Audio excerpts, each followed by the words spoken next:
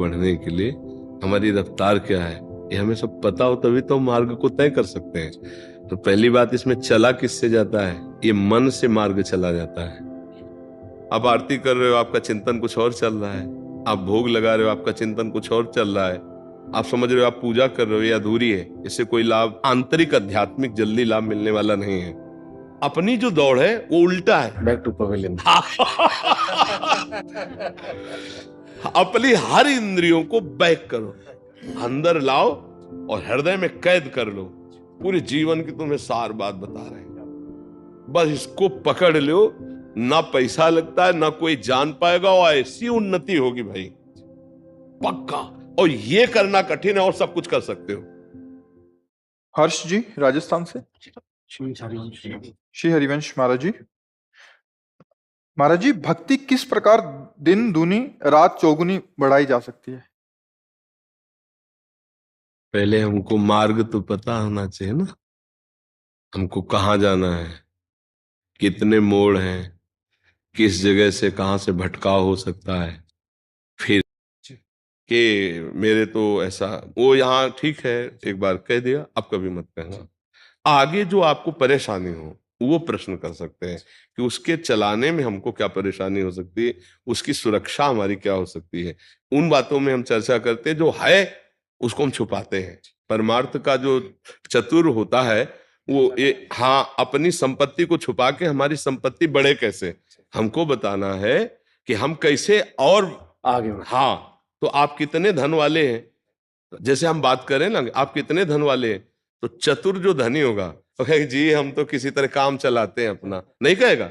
हमने गांव में देखा, जैसे धनी नहीं है ना, पान खरीदना 50 पैसे कुछ समय मिलता था, तो 500 का नोट निकालने की कोशिश करेगा अगर उसकी। और जो धनी होगा ना, वो जानता है इधर बड़े नोट, छोटे वाले में देखेगा कि 10 का मिल जाए अगर तो काम चल जाए। ऐसे हमको काम चलाना है कि हमको ये दिखाना है कि वास्तविक हम संसारी आदमी हैं, हमें कोई खास बात नहीं है, और अपने को दिन दूना रात चौगुना बढ़ना है। अगर आपने दिखाया कि हम धनी हैं, तो चुंगी लगना शुरू हो जाएगी, फिर टैक्स देना पड़ेगा आपको। माया फिर टैक्स नहीं, सरकारी टैक्स लगता है ना, तो भागवतिक टैक्स भी है। काम क्रोध लोभ मोह मद मत्सर खड़े हो जाएंगे। आप हम पर विजय प्राप्त करके दिखाओ तो हम माने तुम बड़े हो। कुछ नहीं है। देखो, कभी हमने नहीं देखा कि साइकिल की टैक्स लगा हो।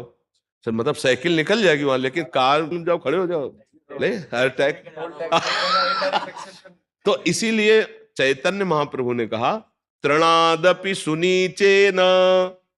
कैसे निकलोगे इस संसार से? बोले तृण से भी अपने को नीचा मानकर। कोई चुंगी नहीं लगेगी, कोई परीक्षा नहीं होगी, कोई टैक्स नहीं होगा। परीक्षा किसकी होती है? तुम कितने तपस्वी हो, कितने जितेंद्रिय हो, फिर देना मुश्किल हो जाएगा। क्योंकि माया इतनी प्रबल, शिव विरंच का मोहई को है बपुरा न सिजिए जान भजी मायापति भगवान। छोटे बन जाओ, छुप जाओ, अपने को ऐसा दिखाओ कि जैसे हम लोग थोड़ी भक्ति होने लगती है ना, तो चार लोगों के बीच में हमें साबित करना चाहते हैं कि हमें अध्यात्म का ज्ञान है, हम भक्त, फिर वो गड़बड़ हो जाएगा। चार लोगों के बीच में साबित करना है कि हम आप जैसे ही हैं, और अपने को बचा लेना है, अपने को आगे बढ़ा लेना। हाँ, जड़ भरत जी जैसे महापुरुष को कोई जान ही नहीं पाया था। इतने बड़े महापुरुष, पालकी में जोत दिया था रोगर ने। कथा सुनिए ना, सुना कभी सुनना उनकी कथा। इतने बड़े ब्रह्मबोध संपन्न महापुरुष ऐसे छुप के रहते थे, तो उनको पालकी में जोत दिया। जब बहुत कठोर शब्द बोले उनको, तब वो उलट के जब जो ब्रह्म बोध संपन्न महापुरुष की वाणी प्रकट, कूद पड़े, चरणों में गिरे और कहा आप प्रक्षण रूप में कोई महापुरुष हैं, क्योंकि आपकी वाणी का ओज और तेज बता रहा है। तब समझ पाए कि ये तो ब्रह्म बोध संपन्न महापुरुष, क्योंकि वो भी बहुत पहुंचे हुए कपिल भगवान से सत्संग करने जा रहे थे। तो ऐसे छुप के रहना चाहिए कि जौहरी ही जान पावे कि ये हीरा है।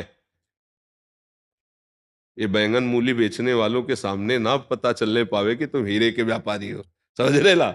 ऐसे अपने भजन रूपी हीरे को छुपा के रखना चाहिए जी। सब लोग कृपा करके खूब नाम जप करो, और प्रार्थना है कि कोई गंदी बात जीवन में ना आवे, उसको निकालो। तो गंदी बातों को हम त्यागने के लिए मानव देह प्राप्त किया, ना कि गंदी बातों को बढ़ाने के लिए।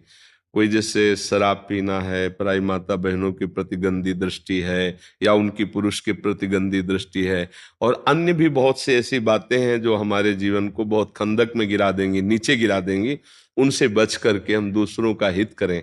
दूसरों को सुख पहुंचाने की भावना रखें, परिवार में भगवत भावना करके अपने परिवार को सुखी कर पावे, तब तो राष्ट्र को सुखी कर पाएंगे ना। फिर विश्व की सुख, पहले हम अपने को आनंदित करें, परिवार को आनंदित करें, पड़ोस को आनंदित करें, ग्राम को आनंदित करें, फिर पूरे राष्ट्र को आनंदित करें।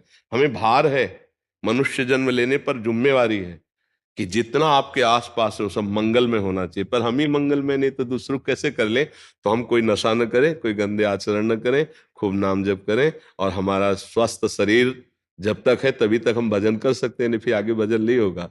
अगर हम अच्छे आचरण नहीं करेंगे तो कोई ना कोई कानून का शिकंजा कसेगा, हम फंस जाएंगे। या तो भागवतिक